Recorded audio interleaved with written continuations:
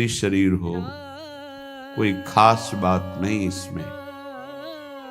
इसमें खास बात है भगवान की प्राप्ति कर लेना। खास बात है तुम्हारा चिंतन दिव्य हो जाना। खास बात है इस शरीर से सबकी सेवा बन जाए। माता पिता भाई बंधु परिवार समाज राष्ट्र धर्म भगवान सबकी सेवा बन जाए तो ये शरीर सार्थक हुआ। नहीं क्या मांस का पिंड है, रक्त संचरित नसनाड़ियां हड्डी त्वचा और इसमें जो डालो मलमूत्र बन गया। जितने द्वार हैं उनका सबको परिचय है ही है। कौन से सुख के लिए परस्पर शरीर में आकर्षण होता है। सच्चिदानंद सुख की लालसा वाला शारीरिक सुख के भोग में यदि अनेक जीवन व्यतीत करने के बाद ये भी जीवन व्यतीत कर दिया तो हाथ क्या लगेगा। इतना जीवन व्यतीत कर दिया, क्या हाथ लगा। बहुत विवेक विचार की जरूरत है। धर्मयुक्त काम भगवान ने अपना स्वरूप बताया है सृष्टि संचालन के लिए। यदि विवाह पाणी ग्रहण संस्कार करके संतानोत्पत्ति के लिए विधान किया गया है तो वो धर्मयुक्त काम है। व्यभिचार वहां भी नहीं, धर्मयुक्त काम। अन्यथा धर्म विरुद्ध यदि काम का सेवन किया जाए तो घोर पापाचरण बनने लगता है और मलिनता पे मलिनता होती चली जाती है।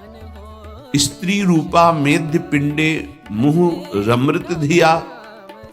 हमारी बुद्धि इतनी मलिन हो गई है कि मलमूत्र के द्वार को अमृत पान का स्वरूप समझते हैं। कितनी निकृष्ट बुद्धि है। इन शरीरों पे है क्या। ऊपर के द्वार देखो, आंख से कीचड़ निकले, नाक से कितनी खखार के थूको वमन करके देखो। नीचे के द्वार तो दुर्गंध युक्त मलमूत्र के ही है। किन भोगों में तुम अमृत पान करना चाहते हो। स्त्री रूपा मेध्य पिंडे मुह रमृत धिया नित्य लोलुभ्यमानम। नित्य तुम लुभायमान हो रहे हो कि अगर ये शरीर भोगने को मिल जाए, ये शरीर मिल जाए तो हमारा जीवन धन्य हो जाए। नित्य लोलुभ्यमानम है क्या। थोड़ा विवेक से विचार करके देखो। धर्मयुक्त संतानोत्पत्ति के लिए भगवान ने आदेश किया है। मनमुखी चाल चल करके मनोरंजन करने के लिए ये नहीं बना हुआ है। फंसते चले जाओगे। अमृत की लालसा से मृत होते चले जाओगे। तुम्हारे विचार मृत, तुम्हारे आचरण मृत, तुम्हारा शरीर मृत, तुम्हारी चेष्टा मृत।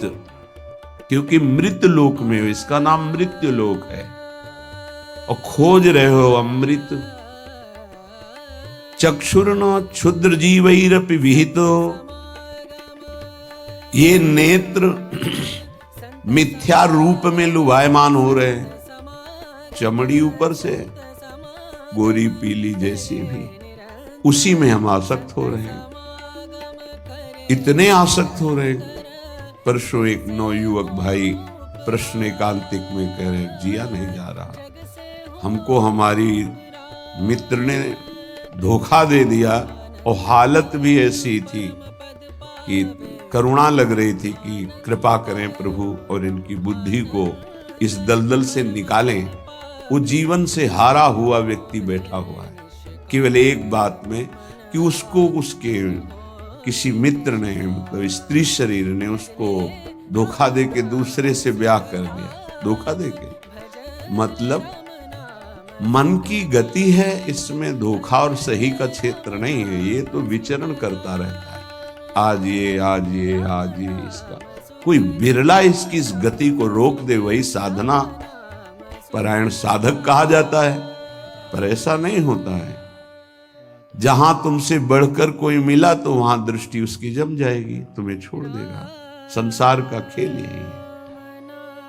तुम्हारा प्यार अगर सही ठिकाने पे पहुंच जाए तो सार्थक हो जाए। वो प्यार मूर्ति प्रेम के खिलौना दो खेलत हैं प्रेम खेल प्रियालाल, इनसे प्रेम हो जाए तो निहाल हो जाओगे। पर इनसे प्रेम करने के लिए कठिनता है। पहले सर्वत्र से राग हटावे तो इनसे प्रेम होता है, अन्यथा नहीं।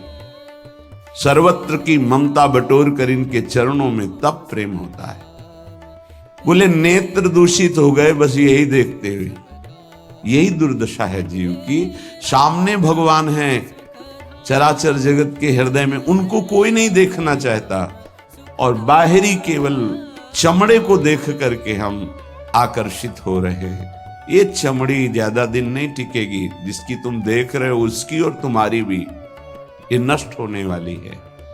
इन्हीं को शासन में साधक रखता है। नेत्रेंद्री हम जहां चाहें वहीं जाएगी, अन्यथा नहीं जाएगी। अभ्यास कीजिए नाम जप के द्वारा। ऐसे थोड़ी कि बात कर रहे हो किसी संत से भगवत चर्चा और तुम्हारी दृष्टि जा रही बार बार, और इतनी हिम्मत तुम्हारी कि भगवत भाव के वातावरण में तुम्हारी अशुद्ध वृत्ति उधर देखने की कोशिश कर रही। क्या देख रहे हो? चुप, एकदम शांत। चक्षुर्न क्षुद्र जीवैरपि विहित मृषा मानना अत्यंत मग्नाहा। ये क्षुद्र जीव समझ नहीं पा रहे कि नेत्र किसके लिए मिले। ये नेत्र मिले भगवत साक्षात्कार के लिए। ये विचार करो 5 मिनट आंख बंद करके। अगर ऐसे ही तुम्हारी आंखें छीन ली जाएं तो सोचो कैसा तुम्हारा जीवन होगा। जिन आंखों से तुम गंदी बातें कर रहे हो, गंदी बातें देख रहे हो, यही आंखें भगवान छीन लेते तुम्हारी, तो क्या तुम्हारा जीवन होता। आज तुम्हें भगवान ने आंख दी है, तुम इससे धर्म का दर्शन करो, सब में भगवत दर्शन करो, श्री विग्रह के दर्शन करो, संत दर्शन करो, नेत्र पावन करो। नेत्रों को दूषित कर लिया हमारी वाक इंद्री। जब हम इससे चिदानंद नाम जप करते हैं, चिदानंद लीला का गायन करते हैं, तो वाणी भी चिदानंद हो जाती है।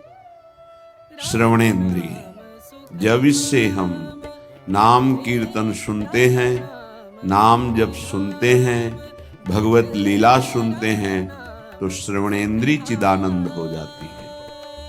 ऐसे समस्त इंद्रियां। तो हेलो दोस्तों, कैसे हो आप सभी लोग? करना कुछ नहीं, वीडियो को लाइक करके चैनल को सब्सक्राइब कर देना और कमेंट में एक प्यारा सा राधे राधे राधे नाम लिख के जरूर जाना।